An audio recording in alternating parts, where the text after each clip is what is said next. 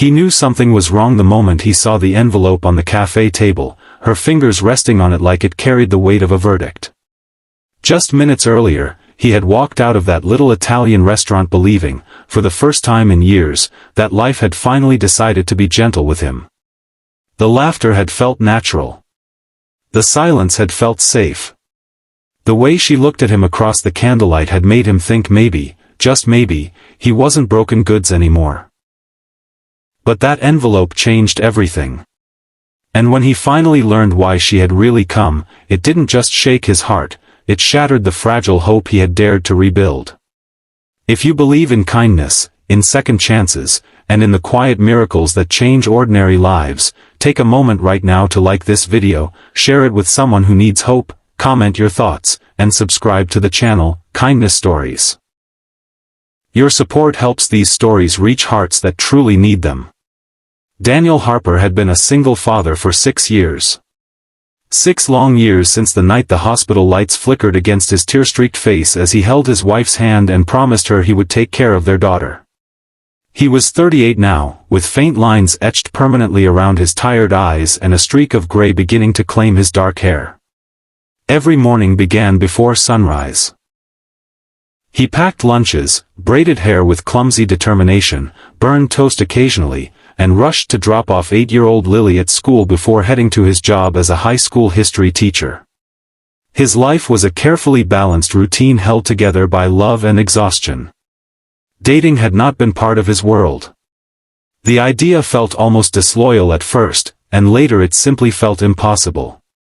Who had time for candlelit dinners when math homework and grocery bills filled every spare hour? Who would want a man who fell asleep on the couch by 9 and carried grief like an invisible backpack? But then, there were no awkward pauses. No forced smiles. When Daniel walked her to her car, there had been that gentle, lingering moment where two adults consider the risk of hope. She squeezed his hand softly and told him she had a wonderful time. For the first time in years, Daniel drove home with music playing instead of silence. He even found himself smiling at red lights. That night, after Lily fell asleep, he stood in her doorway watching her chest rise and fall, and he whispered into the dark that maybe it was okay to open his heart again. The next morning, Emily texted him asking to meet again, just briefly, at the same cafe where they had first met. Daniel's stomach fluttered with excitement. He imagined she wanted to plan another date. Maybe even talk about meeting Lily one day. The idea terrified him and thrilled him at once.